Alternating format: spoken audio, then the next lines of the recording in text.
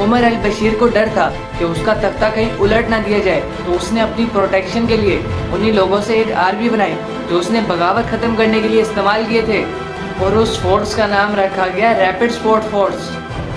اب سوڈان کے اندر ایک ہی وقت میں 2 بڑی آرمی تھی۔ اس فورس کے بننے کے بعد عمر البشیر کی بے ایمانی اور بھی بڑھ گئی اور لوگوں کو ان کا حق نہیں ملتا تھا،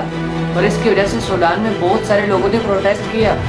اب یہاں RSF کو تو سمجھ آ گئی کہ اب عمر البشیر کا تختہ بہت جلد الٹنے والا ہے، اسی لیے اس فورس نے سوڈان کی لوکل آرمی SAF کے ساتھ ہاتھ ملا لیا۔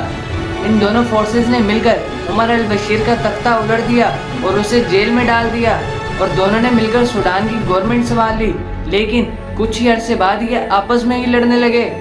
کیونکہ RSF چاہتا تھا کہ اس کی ساری فورس علیحدہ رہے اور اس کا لیڈر دگالو بنے، لیکن SAF یہ چاہتا تھا کہ دونوں فورسز ساتھ مل جائیں اور ان سب کا لیڈر وہی ہو جو SAF کا تھا، البرہان۔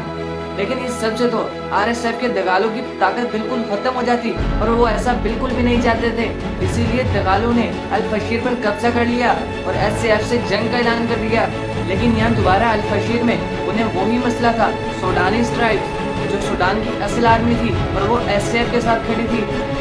اور یہ سب دگالو کو بالکل پسند نہیں تھا، تو اس نے دوبارہ وہی کام کیا اور وہ ان سوڈانی ٹرائبز کو بالکل ختم کرنا چاہتا تھا۔ پچھلے 2 سالوں میں جو کچھ فلسطین کے اندر ہو رہا تھا اس سے کہیں زیادہ نازک حالت سوڈان کے اندر تھی، لیکن یہ تو مسلمانوں کی آپس کی لڑائی تھی، اس سے کسی کو کیا فرق پڑتا ہے؟ مزے تو ان کے ہیں جو سوڈان کے ریسورسز گولڈ، منرلز اور آئل کو بہت سستے داموں میں لیتے ہیں اور ان لوگوں کو بغاوت کے لیے ویپنز اور پیسے دیتے ہیں۔ اگر آپ دور حاضر کی انفارمیشن لینا چاہتے ہیں یا اسلامک ہسٹری کو جاننا چاہتے ہیں تو ہمارے چینل انفو ود عثمان کو سبسکرائب کریں۔